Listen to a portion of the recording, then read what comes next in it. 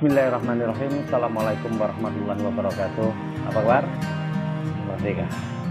Ya, sahabat sinergi dimanapun Anda berada, seringkali ketika kita sedang presentasi ataupun menjelaskan tentang bisnis ini, ada satu pertanyaan yang sering membuat kita kehilangan kata-kata, kehilangan kalimat, kehilangan gairah, bahkan langsung down. Apa itu? Ketika ditanya, ini MLM ya? Kebanyakan mereka yang ketika ditanya seperti itu langsung drop, langsung down, langsung kehilangan kalimat. Karena apa? Karena rata-rata mereka juga masih menyimpan paradigma negatif, masih menyimpan image negatif di dalam dirinya tentang bisnis MLM. Kalau dia tidak menyimpan image negatif tentang bisnis MLM, mungkin dia tidak akan down dengan pertanyaan seperti itu. Itu adalah pertanyaan yang biasa sebenarnya. Meskipun itu pertanyaan yang biasa, tetapi kalau kita masih menyimpan paradigma negatif, maka itu menjadi pertanyaan yang mematikan, pertanyaan yang skakmat dari situ.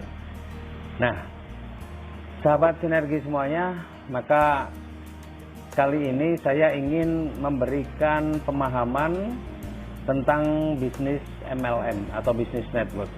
Ya, sebenarnya kadang-kadang ketika orang bertanya, ini MLM ya? Itu kalau kita sudah menyimpan image negatif, maka kita nggak ngerti harus mengatakan apa. Tapi kalau kita tidak punya image negatif, maka kita akan mudah saja mengatakan, lah kalau menurut Bapak MLM itu kenapa sih? Atau bila ditanya, oh Bapak pernah jalankan bisnis MLM? Atau pertanyaan-pertanyaan lain yang biasa-biasa saja. Nah, selama ini secara garis besar dari pengalaman saya, banyak orang ya ketika ditawarkan bisnis network yang menolak. Karena apa? Karena sudah punya image negatif tentang bisnis network. Image negatifnya apa? Image negatifnya ada kurang lebih lah ya, 5 ini. Yang pertama adalah cari-cari orang. Enggak lah, kita harus cari-cari orang. Sebenarnya masalah cari-cari orang itu masalah biasa ya, masalah cari-cari orang ini pekerjaan pengusaha. Saya sejak tahun 93 sudah menjadi seorang wira swasta, menjadi pengusaha. Ya. Nah, pekerjaannya apa? Pekerjaan cari-cari orang. Dulu saya punya usaha tour and travel, ya, tamu-tamu domestik. Kerjanya apa? Ya cari-cari orang yang mau wisata. Yang wisata itu orang atau bukan? Orang, berarti cari-cari orang. Saya juga pernah menjadi distributor handphone, punya toko handphone. Ya. Kerjanya apa? Ya cari-cari pembeli. Lah pembelinya orang atau bukan? Orang. Ya, jadi cari-cari orang biasa. Bahkan yang punya sekolah, cari-cari murid. Muridnya orang atau bukan? Orang. Ya, yang punya dagangan cari pembeli. Pembelinya orang. Kemudian yang punya pesawat sekalipun, dia cari penumpang. Nah, penumpangnya orang atau bukan? Orang. Jadi persoalan cari-cari orang itu sebenarnya adalah persoalan pengusaha. Jadi kalau pengusaha memang kita sudah latar belakang pengusaha, maka istilah cari orang itu bukan kendala. Nah, kita cari apa? Kita cari partner. Nah, di dalam bisnis ini Bapak Ibu mau cari partnernya orang atau bukan? Kalau Bapak Ibu pengen cari partnernya orang, ya berarti cari orang. Ya. Nah, jadi sebenarnya untuk yang pertama ini adalah biasa, wajar, karena Bapak Ibu semua sedang menjadi seorang independent business owner. Jadi Bapak Ibu sedang berlatih menjadi pengusaha. Maka yang namanya cari-cari orang itu satu hal yang biasa. Kemudian orang bilang ini, harganya mahal. Ya kita tahu di pasaran itu untuk produk yang hampir sama pun harganya bervariasi. Contoh obat ada obat generik, ada yang bukan generik. Harganya wah beda jauh. Bapak Ibu beli mobil, sama mobilnya, tapi setiap mobil harganya beda-beda. Ada yang mulai harga cuma ratusan juta, ada yang sampai miliaran. Jadi kalau bicara harga, itu sebenarnya sangat relatif. Harga itu mahal atau tidak, itu harus dikorelasikan dengan manfaat. Nah, alhamdulillah produk kita ini manfaatnya luar biasa. Jadi orang pakai produk kita, maka tinggal dikorelasikan. Uang yang kita keluarkan ini, ya, sesuai nggak manfaatnya? Sebanding nggak dengan manfaat yang akan dirasakan? Alhamdulillah manfaatnya jauh lebih besar daripada uang yang dikeluarkan. Jadi untuk bicara mahal atau tidak itu sangat relatif, ya tergantung apa? Tergantung dari manfaat yang atau benefit yang kita terima dari angka atau uang yang kita keluarkan. Nih, kemudian tutup poin. Ya memang di bisnis itu hanya akan berjalan dengan baik ketika apa? Ketika juga terjadi pembelanjaan. Ya, nah Tetapi di bisnis kita, ya di BTBS, itu ada 3 plan A, plan B, plan C. Kalau untuk plan A, Bapak Ibu untuk dapatkan bonus sponsor, bonus pasangan, tidak perlu Bapak Ibu harus melakukan tutup poin. Tanpa tutup poin pun Bapak Ibu bisa dapatkan. Tetapi kalau untuk mendapatkan bonus di plan B, maka Bapak Ibu perlu tutup poin, karena bonus plan B ini adalah bonus dari repeat order. Nah, kalau Bapak Ibu tidak melakukan repeat order, maka Bapak Ibu nggak punya bonus plan B. Bonus plan B itu apa saja? Ya, bonus royalti generasi, royalti kepemimpinan, royalti prestasi. Itu Bapak Ibu hanya bisa dapatkan bonus di plan B itu kalau Bapak Ibu melakukan repeat order. Termasuk kalau Bapak Ibu di plan C bonus pengen dapat cruise, pengen dapat umroh gratis, ya, maka Bapak Ibu juga perlu melakukan repeat order tutup poin. Tapi tutup poin kita sangat murah Bapak Ibu. Tutup poin kita ini ada 2. Ya, repeat order kita ada 2, yang 350 atau yang 1.500.000. Jadi kalau Bapak Ibu tutup poin itu sebenarnya hanya untuk pembelanjaan pribadi, keperluan pribadi saja. 350 dapat 2 box, Bapak Ibu dapat produk nilainya 500.000. Ya, itu boleh untuk konsumsi pribadi atau keperluan pribadi juga nggak ada masalah. Dan enaknya kita nggak ada side volume, nggak ada apa ya namanya harus belanja yang kalau peringkat tertentu belanjanya harus lebih banyak lagi, itu nggak ada. Ya, jadi kita hanya cukup belanja tutup poinnya murah kalau kita pengen bonus di plan B ataupun plan C. Tapi kalau tidak mau bonus di plan B ataupun plan C, mau pengen plan A, bonus sponsor, bonus pasangan, Bapak Ibu juga bisa dapatkan, atau di reward prestasi juga bisa dapatkan. Ya, jadi mau tutup poin atau enggak terserah di sini, tapi masih memungkinkan kita untuk mendapatkan rezeki. Kemudian haram. Ya, alhamdulillah, kalau masalah halal haram sekarang kita ini nggak perlu berdebat. Kalau ada orang yang tetap masih berprinsip bahwa bisnis kita haram, ya sudah, ikuti saja mereka. Kalau memang kita juga mengikuti berprinsip bahwa bisnis kita ini haram. Tapi bagi mereka yang mengatakan bahwa bisnis halal, faktanya kita sudah mendapatkan fatwa dari Majelis Ulama Indonesia. Dan tentunya sekarang ini salah satu lembaga yang masih dipercaya untuk mengeluarkan fatwa dan diikuti oleh masyarakat Indonesia apa? Ya, Majelis Ulama Indonesia. Jadi Anda mau ikuti fatwanya siapa terserah Anda saja, tetapi fatwa yang berlaku secara nasional itu adalah fatwa dari Majelis Ulama Indonesia.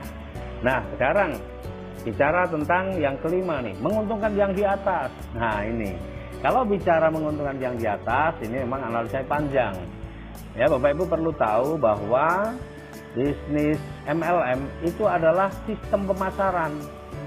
MLM itu bukan bisnisnya, MLM itu sistem pemasaran. Jadi di dalam bisnis pada umumnya, itu cara memasarkannya secara garis besar terbagi 2. Jadi begini, saya mau gambarkan secara sederhana saja. Ya. Nah, bisnis, ya, ini sistem pemasaran, itu bisnis itu perlu dipasarkan untuk bisa berkembang. Kalau nggak dipasarkan, ya tidak akan jalan bisnis itu. Nah, cara pemasarannya ada 2 secara garis besar. Yang pertama adalah dengan cara konvensional. Konvensional, ya.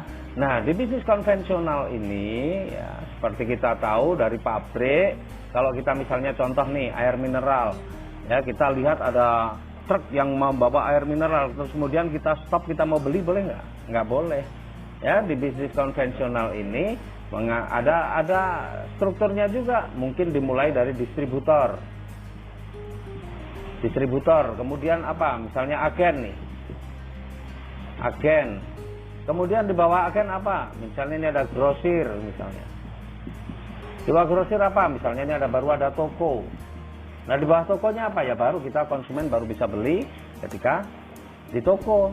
Nggak bisa konsumen masih beli di posisi ini, nggak bisa. Nah, artinya inilah jalur distribusi. Nah, pertanyaannya sekarang, kalau konsumen ini belanja ke toko, menguntungkan toko nggak? Pasti menguntungkan tokonya. Kalau toko ini belanja ke grosirnya, menguntungkan grosir nggak? Menguntungkan grosirnya. Grosir belanja ke agennya, dapat menguntungkan agen nggak? Menguntungkan. Agen belanja ke distributor, menguntungkan distributor nggak? Distributor menguntungkan perusahaan nggak? Menguntungkan. Ini menguntungkan yang di atas nggak? Ya iya. Ya, jadi menguntungkan yang di atas nggak hanya di bisnis network, bisnis MLM, bahkan di konvensional pun juga menguntungkan yang di atas. Nah, sekarang pertanyaannya, kira-kira nih toko ini laris tapi bisa mengalahkan grosirnya nggak? Nggak akan bisa mengalahkan grosir. Grosir selaras grosir nggak akan mengalahkan agennya, agen serame-ramenya agen nggak akan mengalahkan distributornya. Artinya untuk bisa mengalahkan yang di atas mungkin nggak. Ya kemungkinan itu selalu ada, tapi kemungkinannya sangat kecil.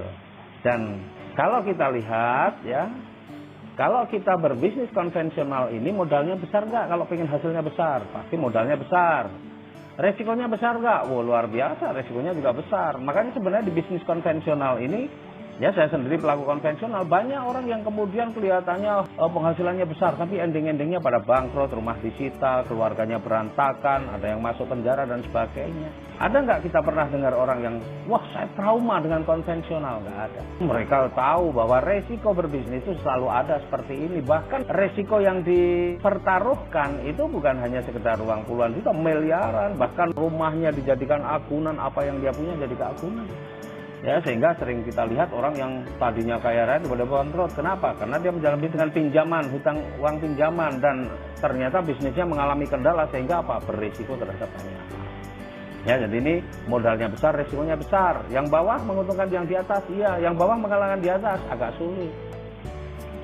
Ini bisnis konvensional. Jadi menguntungkan yang di atas bukan monopoli dari bisnis MLM. Bahkan sebenarnya nih orang bekerja juga itu menguntungkan yang di atas. Seandainya Bapak Ibu jadi karyawan, kalau Bapak Ibu rajin, menguntungkan nggak kepala seksinya? Ya kepalanya beruntung. Kalau kepala seksinya apa karyawannya pada nggak jalan semua, kepala seksinya bisa dicopot jabatannya. Kepala seksinya bekerja dengan baik, menguntungkan kepala dinas misalnya. Kepala dinasnya bekerja dengan baik, mungkin bisa menguntungkan pejabat di atasnya. Ya karena semua itu, sistem itu memang begitu Bapak Ibu. Ya. Nah jadi ada masalah apa dengan kita menguntungkan yang di atas? Sebenarnya nggak ada masalah, karena sesungguhnya memang sebaik-baik manusia itu yang memberikan manfaat bagi orang lain. Nah kalau kita memberikan manfaat pada orang lain, maka sebenarnya tidak perlu juga kita mempersoalkan. Ya. Nah pertanyaan yang paling utama itu mestinya itu merugikan atau tidak. Nah nanti kita lihat bisnis kita merugikan atau tidak. Ya jadi masalah menguntungkan yang di atas, lagi ini bukan monopoli bisnis network, tapi ini bisnis konvensional juga menguntungkan yang di atas. Kemudian bisnis ini juga akan dipasarkan yang kedua dengan cara apa? Dengan cara network jaringan. Banyak nggak bisnis dipasarkan dengan cara jaringan? Wah luar biasa, banyak sekali. Ya, tapi secara garis besar juga boleh kita bagi dua juga. Di sini ada yang namanya franchise. Di sini ada yang namanya MLM. Ya. Nah, franchise contohnya apa? Banyak sekali. Mulai dari restoran yang difranchise-kan, lembaga pendidikan yang difranchise-kan, minimarket yang difranchise-kan. Ya, itu modalnya besar nggak? Modalnya juga besar. Resikonya juga pasti besar. Ya. Nah, franchise ini juga tidak bisa Bapak Ibu, misalnya satu restoran internasional Bapak Ibu langsung datang ke pusatnya pengen ambil franchise di kota Anda. Nggak akan bisa. Kenapa? Karena di franchise ini juga sudah ada penguasa tingkat nasionalnya, sudah ada. Franchisor tingkat nasional juga ada. Bahkan franchisor tingkat provinsi juga kadang ada, tingkat kabupaten kota juga ada. Bahkan ya, ada satu franchise yang di bidang pengiriman, paket pengiriman, itu sudah dibagi-bagi per kecamatan. Jadi ada yang sudah menguasai sampai tingkat kecamatan. Oh di sini boleh, di kelurahan ini boleh, di desa ini boleh. Oh di sini sudah nggak bisa, itu ada yang ada. Nah artinya ini juga franchise ini juga berjenjang juga. Nah pertanyaannya sekarang, kalau franchise yang di tingkat kecamatan anggaplah laris, menguntungkan yang di tingkat kabupaten enggak? Atau tingkat kota? Yang menguntungkan tingkat provinsi, menguntungkan tingkat nasional enggak? Ya pasti menguntungkan. Ini menguntungkan yang di atas. Jadi tidak ada masalah menguntungkan di atas, di franchise juga menguntungkan yang di atas. Nah kalau yang outlet di tingkat kecamatan laris kira-kira bisa mengalahkan outlet yang di tingkat kabupaten kota enggak? Ya enggak bisa. Bisa mengalahkan yang di tingkat provinsi? Ya tidak. Bisa mengalahkan yang di tingkat nasional? Ya berat. Ya artinya yang di bawah juga sulit untuk bisa mengalahkan yang di atas. Jadi sama-sama menguntungkan yang di atas, modalnya besar, resikonya besar, tapi kita juga sulit untuk bisa mengalahkan yang di atas. Nah sekarang kita lihat MLM. MLM ya, itu hanya ada, memang ada tingkatan-tingkatan, tapi biasanya MLM itu cuma apa? Cuma upline dan downline. Nggak ada upline tingkat nasional, upline tingkat provinsi, upline tingkat kecamatan, nggak ada. ya, cuma upline dan downline. Nah, pertanyaannya sekarang di MLM itu sebenarnya modalnya besar apa kecil? Hampir di semua MLM yang resmi, ya, yang resmi itu modalnya kecil, paling cuma jutaan, nggak ada yang ratusan juta, miliaran, nggak ada, paling cuma jutaan saja. Ya, ada yang ratusan ribu, macam-macam lah. Tapi modalnya kecil, sangat terjangkau. Berarti kalau modalnya kecil, resikonya juga kecil. Kalau resikonya kecil, berarti sebenarnya ini aman kalau kita mau berbisnis karena resikonya kecil. Nah, di MLM ini, ya, ini ada upline, kita kenal hanya istilah upline dan downline. Nah, kalau ketika downline ini berjalan atau menjalankan bisnis dengan bagus, menguntungkan upline enggak? Ya pasti menguntungkan upline. Tapi pertanyaan kedua, bisa enggak downline mengalahkan upline? Wow, sangat bisa, dan itu banyak sekali terjadi di bisnis MLM apapun, bahwa downline mendahului baik prestasinya, peringkatnya, rezekinya lebih besar daripada upline-nya. Itu banyak sekali. Tapi sering nggak kita dengar, wah trauma MLM? Sering. Kenapa justru untuk modal yang kecil, resiko kecil, tapi banyak orang trauma? Sederhana sebenarnya. Kenapa? Karena rata-rata pelaku bisnis network, bisnis MLM belum punya mental sebagai pengusaha. Kalau sudah punya mental pengusaha, sebenarnya nggak ada bahasa trauma ini. Dan trauma itu kan sebenarnya adalah satu manifestasi dari ketidakmampuan dia mengambil pelajaran dari sebuah kejadian. Kalau dia mampu mengambil pelajaran dari sebuah kejadian, sebenarnya tidak pernah ada trauma. Nah, sekarang yang kita harus pahami, ya, yang kita harus pahami, jumlah MLM itu begitu banyak. Di Indonesia juga sangat banyak jumlah MLM yang resmi, yang legal, belum ditambah yang nggak legal. Ya, maka kalau pilih bisnis network, ya yang pasti kan legalitasnya lengkap. Jangan asal pilih-pilih saja. Itu yang pertama, pilih yang legalitasnya lengkap. Kemudian yang kedua apa? Bapak Ibu harus pintar pelajari marketing plan-nya. Bapak Ibu pintar pelajari marketing plan-nya. Ya, selain pelajari produknya manfaat atau tidak, tapi Bapak Ibu juga harus pelajari marketing plan-nya. Karena kalau Bapak Ibu nggak memahami marketing plan-nya, biasanya orang itu bisnis network cuma ikut-ikutan, ikut sana, ikut sini, ikut sana, nggak sukses sana, nggak sukses sini, akhirnya mengatakan, wah sulit MLM nih karena trauma. Nah, maka kecerdasan memilih bisnis network itu juga penting, Bapak Ibu. Nah, alhamdulillah ya, kita ini selama ini, saya dan banyak teman-teman itu tidak salah pilih bisnis network. Makanya banyak sekali orang di PT BEST, di Sinergi ini yang kemudian mendapatkan penghasilan yang luar biasa, bahkan bisa terbebas hutang riba, bisa umroh, bisa mengumrohkan, bisa haji, menghajikan, bisa bersedekah tanpa mikir-mikir, ya, dan sudah punya kehidupan yang jauh lebih bagus. Nah, ini bisnis MLM. Maka Bapak Ibu harus pahami ini. Jangan sampai kita juga masih menyimpan image bisnis network itu bisnis yang negatif. Nah, sekarang kita lihat di antara tiga ini sebenarnya untuk kita posisi yang paling menguntungkan posisi sebagai pebisnis konvensional, pebisnis yang di franchise, atau pebisnis network MLM. Ya, kalau saya sendiri, pengalaman saya di bidang konvensional sudah begitu panjang, saya melihat bahwa di bisnis network itu bisnis yang paling menyenangkan. Kenapa? Ya, kita dulu punya usaha, punya banyak karyawan, tetapi bagaimana kita mensejahterakan karyawan kita begitu sulit. Untuk menaikkan gaji saja menghitungnya panjang sekali. Orang yang sudah bekerja pada saya bertahun-tahun, jarang yang punya kehidupan yang luar biasa. Tapi yang menarik di bisnis network ini, ya, kita jalankan bisnis kita yang tidak perlu waktu lama, terutama di PT BEST. Ini ternyata banyak sekali tim saya ini yang kemudian punya kehidupan yang jauh lebih bagus.